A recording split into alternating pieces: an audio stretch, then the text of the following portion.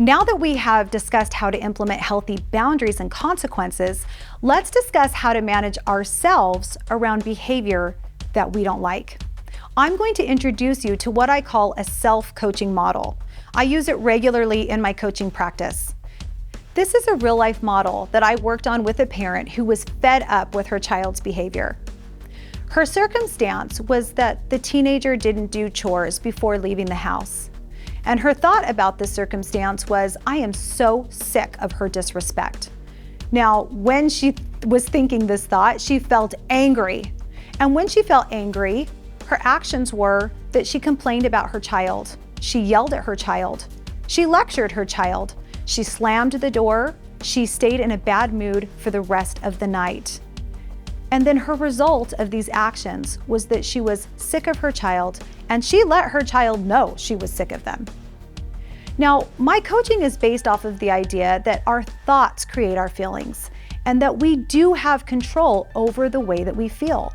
So in this case, I coached the mom through her thoughts about her daughter. Her brain automatically defaulted to this negative thought about her daughter because she has thought it several times before. But this thought is not helpful. It causes her to feel angry and show up in a way that she is not proud of. So if our thought is not helping us to show up the way that we want to, then we might consider changing the way we choose to think about a situation. So this is the new model that we came up with together. The circumstance line stays the same because we can rarely change our circumstances. The circumstance is still that the teenager didn't do her chores before leaving the house. But she decided to find another thought that felt just as true as the negative thought that made her angry. Her new thought was, although she was always trying to get out of chores, I have a consequence ready. Now this thought felt completely true, and it helped her feel better in these moments that her daughter was breaking the rules. Instead of feeling angry, she actually felt prepared. Again, when we manage our own expectations and we understand that our children are going to break the rules, but we have a system in place when it happens, it keeps us from feeling so upset when it happens. We are responsible for how we feel in any given moment. When this mom feels prepared, her actions completely change. She calls the child home. She gives the child a consequence. She's not in a bad mood. She's not yelling, and she's not slamming doors. And instead of the result that she's sick of her child and lets her child know, her new result of her new thinking is that she gives her child a consequence and moves on. And this is how we learn to manage ourselves. The problem is never the behavior. The problem is always what we think of the behavior. I spend so much time explaining to children that it isn't their circumstance creating their problems, but rather their thoughts about their circumstances causing their pain.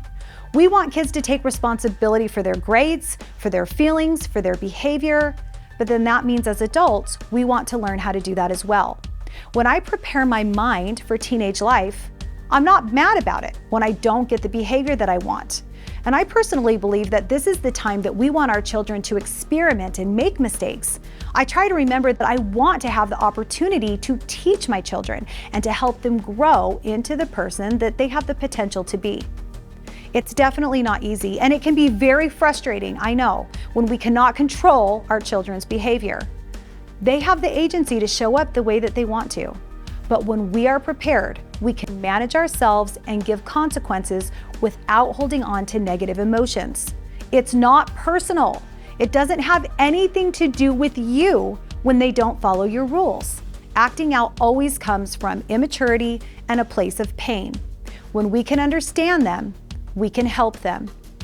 When we become the victim, we cannot help them because we are aching for help over our own hurt feelings. One of the reasons we struggle with effective communication with our children is because we take things personally and we let our emotions get in the way. If you remove the emotion, you remove the problem. So take responsibility for the thoughts you are thinking. You are creating your own pain.